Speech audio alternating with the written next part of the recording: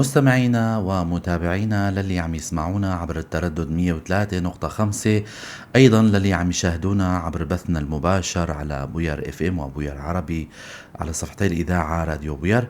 أهلا وسهلا فيكم بحلقة جديدة من برنامج صحتك بالدنيا. معكم أنا عماد خلف من وراء الميكروفون. ضيفي بالاستديو الدكتور بركات الكلاك، اختصاصي بالأمراض الداخلية. اليوم رح نناقش موضوع مهم.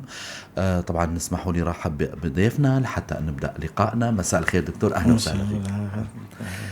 مستمعينا إذا حابين تنضموا لنا تأغلوا لقائنا بأسئلتكم، تنضموا عبر البث المباشر، عبر رسالة، عبر كومنت، رح نجاوب على أسئلتكم بوير عربي وراديو بوير. أيضا عبر الاتصال بالرقم الأرضي 429-101 أو عبر رسالة عبر الواتساب 093-82-80-81-4. مشكورين زملائي بالكنترول شيرين ومروان. وخلونا نبدأ لقائنا لليوم. اخترنا كعنوان اليوم موضوع مهم، القرحة المعدية. هي من أشيع الحالات اللي بتزور عيادات الداخلية. بيشكي من يعني اليافعين والشباب وكثير من الفئات والكبار بالسن. لما دخل لموضوعنا الدكتور رح يعرف لنا هالحالة هاي. يا ترى شو بنعني بالقرحة المعدية كتعريف دكتور؟ كتعريف قرحة المعدة هي عبارة عن تقرحات مفتوحة في بطانة المعدة تحدث عندما تتآكل الطبقة السميكة من المخاط الذي يحمي المعدة من الحصائر الهضمية. فهذا يجعل الأنسجة التي تغطي المعدة تتآكل بسبب تعرضها للأحماض الهضمية، وهنا تحدث القرحة. تمام. تعد قرحة المعدة أحد أشكال القرحة الهضمية التي تصيب المعدة أو الاثنى عشر. تماما. هاي بشكل مبسط. هاي تعريف يعني دائما دكتور بيشكي المريض من حرقة بمنطقة الفؤاد أو الفم. هلق هون دخلنا نحن بالأعراض. تمام. الأعراض كيف بيكون شكلها دكتور؟ هلق الأعراض ألم حارق، شرسوفة على الشرسوف. لو نشرح للمستمعين، هي منطقة الشرسوفة اللي بيسمعونا اللي بتجي تحت القص، تحت القص. أيوة. تماما. أيوة. ألم حارق شديد. يعني هذه أعراض غالبا تكون تقرحة بالمعدة. دائما المريض هو بيجي بيشكي بيحط إيده على بحط إيده أيوة على منطقة المعدة طبعا. تماماً. أيوة. أيوة. يعني عسرة هضم، تجشؤ، يعني هي الأحد عسرة هضم. يعني ما بحسن، يعني بشو ياكل متغلب في عسرة بالهضم، ما بيقدر يعني أكله بالزور. تماما. أيوة.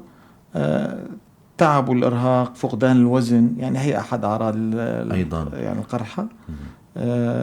الإقياءات المتكررة، فقدان الشهية، يعني هي أعراض الأشياء يعني تقريبا. يعني الشعور على طول بطنه منفوخة ممتلئة، يعني بشعور على طول يعني ما بيقدر ياكل. مثل ما ذكرت التجشؤ، هذا أهم الحالة. هاي الأعراض اللي بنشوفها عند المرضى. يعني دكتور، مريض القرحة دائما يعني بينفر من الأكل، إنه ما بيحب الأكلات اللي بتكون فيها مثلا حد أو الأكلات السخنة، مثلا الوجبات السخنة. من تلقاء نفسه هاي كمان يعني لشو بترجع؟ يعني هلا ممكن تزيد القرحة. الشيء الحارة والبهارات، الفليفلة، المقالب والمخللات، هذول كلها هي تزيد التقرحات. إذن هيك بهالحالة هاي وتوجهنا للأسباب. يعني هاي الأسباب.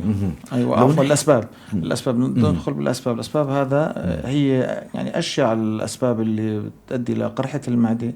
هي البكتيريا أو الهيليكوباكتر بالبوابة الحلزونية، هي اللي تسبب هي تقرحات المعدة. جرثومة الهيليكوباكتر هي موجودة. نعم. أيوة، البوابة الحلزونية بالعربي. هي اللي بتسبب أكثر الأسباب. هي أشياء الأسباب. طبعا في عندك أسباب تانية، عندك قرحة الأسبرين اللي بياخذوا المرضى اللي بياخذوا أسبرين. صح. وفي قرحة المضادات الالتهاب اللاستيرويدية. نعم. عندك مثل البروفين والمشتقات هذول. في كتير ديكلوفيناك في كتير مضادات الالتهاب اللاستيرويدية. هالمرضى اللي معهم ديسك ومفاصل، خصوصي الكبار بالعمر، باشر لك بهالأدوية مضادات الالتهاب اللاستيرويدية، بتوقف الكلاوي وبصير قرحة بالمعدة وبدخل بمشاكل غير القرحة، يعني حتى الكبدية كمان. يعني مشكلة بتلاقي بقول لك يعني مستمر بالدواء. يعني تماما. الدكتور، أحد الأسباب، الأسباب هي أكيد كتير. هي دائما المرضى اللي بيزوروا الأطباء الداخلية أيضا بيسألوا أنت مدخن ولا لا؟ انت كحولي ولا لا؟ يعني هدول كمان لهم دور، بيلعبوا دور بموضوع القرحة؟ هلا التدخين طبعا الافراط هو في التدخين يعني المقصود فيه. في ناس بدخن باكيتين 3 4. تماما. هلا في ناس بدخن له كم سيجاره باليوم، مو يعني في ناس بيفرطوا بالتدخين مثلا 3 باكيتات 4. هذا طبعا يعني بساعد على يعني تطور القرحه. نعم. والناس الكحوليين دكتور؟ الكحول كمان يأثر نفس الشيء. كمان نفس الشيء الكحول كمان يحرق الغشاء المخاطي للمعدة. يأثر كمان طبعا تناول الكحول بكميات كبيرة مفرطة يعني. مفرطة. أما إذا هي شغلت بالمناسبات شغلات بسيطة هي ما يعني عرضية بتكون أو ما تأثر. لا بس في ناس مفرطين الأفراط تماما. الدكتور دائما الناس اللي يعني بيعتمد أكلهم على النظام الوجبات الجاهزة السريعة، مثل المعجنات، مثل الوجبات السريعة الجاهزة بالمطاعم، هدول كمان دائما بيشكوا من موضوع القرحة. يا ترى بيلعب دور طبعا له دور النظام الغذائي؟ طبعا كمان بيلعب دور. هلا يفضل دول أوروبا نحن طبعا عندنا هون ما فيها الشيء هذا. واحد ياخذ لازم يعني تلاقي وجبة شوربة قبل الأكل، قبل ما تاكل أي أكلة. أيوة. وجبة شوربة تاكل عشان تحمي المعدة وبعدين تباشر بالأكل. هاي نظام. هاي نظام دول أوروبا هيك. أو مثلا بسوريا ما قبل الوجبة الغداء يعني قبل وجبة الغداء مثلا شوربة، صحن شوربة خفيف مشان يلين يرطب المعدة وبعدها تتناول. للأسف نحن هالشيء هذا ما هاي بأوروبا في بيعتمدوا على الموضوع هذا. عنا بسوريا ما في هالشيء هذا. دكتور، هلا المرضى اللي عم يزوروكم بعيادات الهضمية الداخلية اللي خلينا نحكي، شو هن الوسائل اللي عم تستخدموها، سواء كان فحص سريري، الشكوى الرئيسية، القصة المرضية، الإجراءات المتطورة لحتى تحددوا إنه هالمريض هذا معه قرحة معدية؟ هلا هو الصراحة قصة المرضية، الفحص السريري يعني كله هذا بساعد على المريض نفسه بيجي لعندك. يعني بساعد على التشخيص يعني. ما عدا ذلك دكتور، هلا إذا بدك تحدد 100% بدقة هو التنظير الهضمي العلوي للمعدة تماما. عبر الناظور بتشوف كل شيء، بتشوف جدار المعدة يعني تشوف كل شيء كاملة، المعدة والاثنى عشر والمريض تشخص بشكل جيد. تماما دكتور. من شوي خلال حديثك دكتور ذكرت موضوع الجرثومة، البوابة الحلزونية أو اللي هليكوباكتر، ما هيك؟ هليكوباكتر. هي دائما يعني أحد التحاليل ضمن القائمة التحاليل اللي بيطلبها الطبيب. في تحليل أنتي هليكوباكتر بيلوري هي البوابة الحلزونية بالدم، موجود في هذا التحليل. يعطيك نسبة دقيقة يعني بتعطي يعني 70% يعني بدقة. بتكون يعني شو رمز التحليل، شكل التحليل بيكون بوزيتيف مثلا أو بيعطيك أرقام؟ بوزيتيف. في أرقام وفي بوزيتيف ونيجاتيف. في أرقام وفي بوزيتيف ونيجاتيف. تماما. دكتور، مثل ما ذكرت هلا غير الناظور، احيانا ضمن الناظور نفسه يعني بيحتاج الدكتور لياخذ عينه من هالقرحه هاي، في هالشيء هذا؟ في خزعه المعده، ناخذ خزعه ونحلل نشوف ايش السبب اللي بنشوف مثلا دخلنا على التنظير نشوف التقرحات او نشوف في يعني شغله تشك فيها في انه تاخذ خزعه من المعده وتحللها. إيه. حتى على فكرة بخزعة المعدة ممكن نشخص الداء الزلاقي، هو مو موضوعنا صراحة. تماما، هو موضوع آخر يعني. غير تماما. حتى ممكن تشخص سوء الامتصاص عند الأطفال أيضا كمان. إيه. كمان بيعطيك دقة 100% الخزع. تماما. رح أذكر مستمعينا اللي عم يسمعونا، أنتوا عم تسمعوا برنامج صحتك بالدنيا. ضيفنا بالاستوديو الدكتور بركات الكلاك، اختصاصي بالأمراض الداخلية. عم نحكي عن قرحة المعدة، كيف شكلها، شو الأسباب وشلون بتصير وكيف بيشخصوها الأطباء. دكتور، هلأ إذا تطورت موضوع القرحة المعدية، ترقى المرض هذا وصار مزمن، ممكن لشو يؤدي؟ هلا دخلنا بهون بالاختلاطات. نعم. اختلاطات القرحة المعدة. أيوة. هلا في عندك أشياء الاختلاطات هو النزف الهضمي العلوي. نزف المعدة يعني. نعم. هون يصير المريض يراجع أقياء دم، مدمى، أقياء بلون طحل القهوة وخروج زفتي. تماما. هذا معناته في صار نزف هضمي علوي، نزف المعدة. هذا أحد اختلاطات القرحة المعدة. أيوة. تمام. وأكيد في نزف هضمي سفلي، هذا ما له موضوع. لا هذا ما له موضوع، ندخل بغير موضوع. تمام. في أحد المستمعين كاتب طبعا سؤال، رح نشوف سؤاله للأخ اللي بعت لنا إياه. بابي محمد اسمه. سؤال كان عندي جرثومة الحلزونية بالمعدة، وأخذت كورس علاج وخلصت الدواء، بس لسه عندي ارتجاع على المري وحرقة بالصدر، خاصة على المعدة الفارغة. عم أخذ حبوب الحموضة بنتو برازول، هو أومبيرازول بنتو برازول، نعم. عيار 20 ملي. شو الحل؟ لساته عم يعاني من هالحالة هاي. هلا هاي هون عندها مسميه قلس معدي مريئي، قلس معدي مريئي. هاي هذا فتق حجابي بنسميه. هذا أشيع الأسباب اللي بنشوفها. فتق حجابي تلاقي في صمام هذا بوصل المعدة مع المري. هالصمام مثل وظيفته يعني بعد ما ينزل الأكل من المري لازم يسكر تماما. هذا ما يسكر، يضل مفتوح تماما. هلا الفتق الحجابي هذا أحيانا 1 سنتي 2 سنتي 3 5 سنتي. هذا على الصراحة بنشوفه كتير عند المرضى، منتشر بشكل شائع. يعني بدك تقول 3/4 المرضى اللي براجعونا بقرحة المعدة عندهم فتق معدي.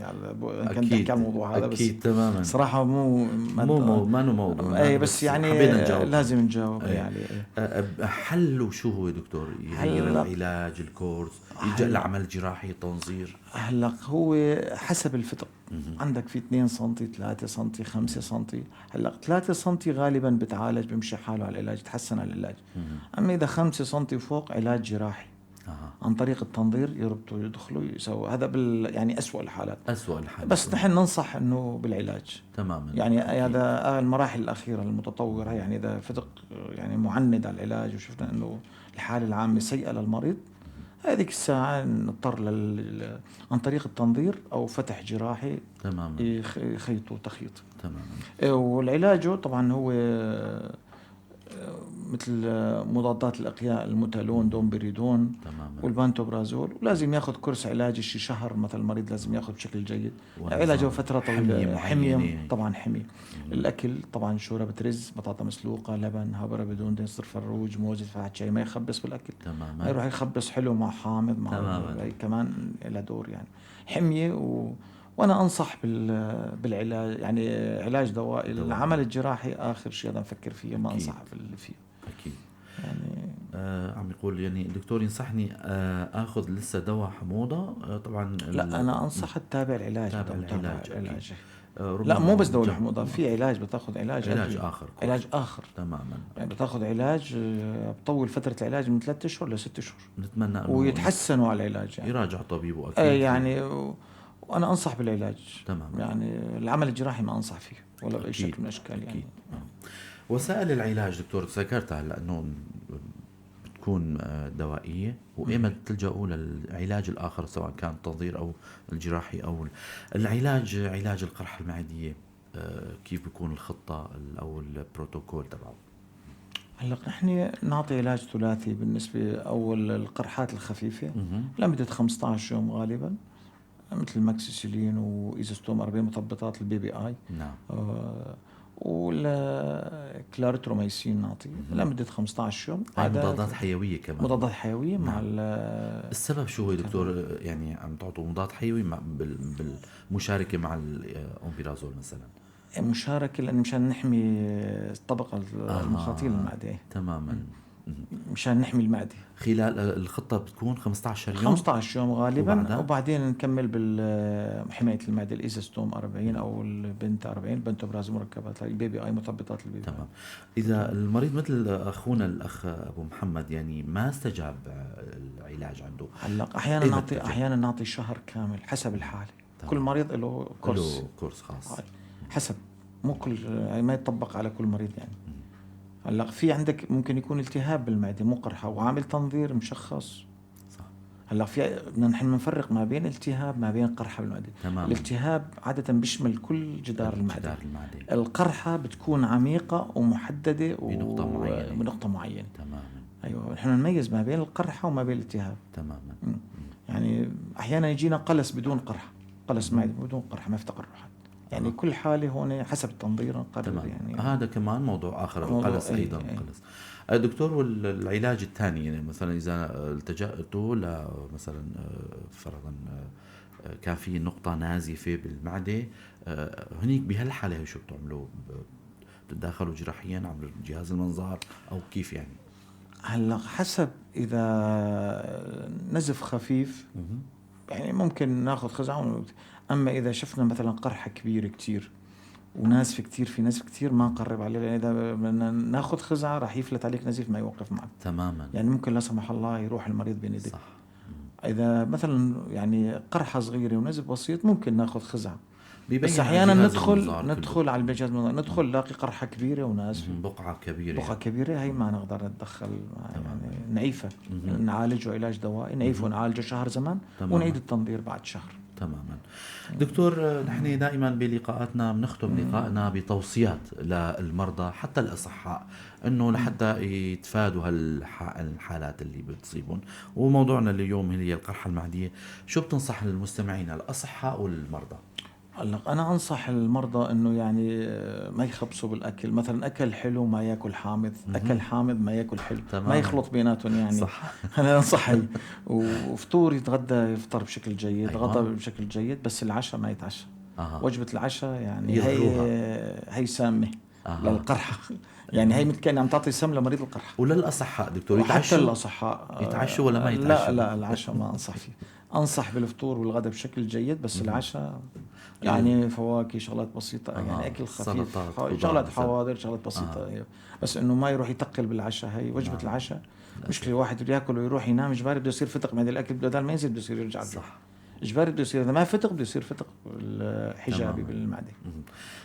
غير للمدخنين شو بتنصحهم؟ هلا المدخنين الكحوليين اللي عم ياخذوا اسبرين مثلا على المدى الطويل، هاي مشكلة. هاي مضادات الالتهاب الستيرويدي الاسبرين انصحهم يبتعدوا عنه قدر الامكان، يبتعدوا. يا للاسف يعني في كتير افراط بالادويه، تناول الادويه، حتى الصادات يعني الحيويه، الصادات الحيويه، الادويه بتروح على اي صيدلي فورا بيعطيك صادات حيويه. حتى المريض بيمرض اخر شيء صار عنده مناعه مقاومه، ما بقى يستفيد شيء عنده. تماما اكيد. بنهاية اللقاء هذا شكرا لكم دكتور، بركاتك الله على الاستضافة الحلوة والمعلومات القيمة. على أمل نلقاكم الأسبوع القادم ضيف جديد وحلقة جديدة مستمعينا. شكرا لحسن متابعتكم، تضلوا بخير وسلامة.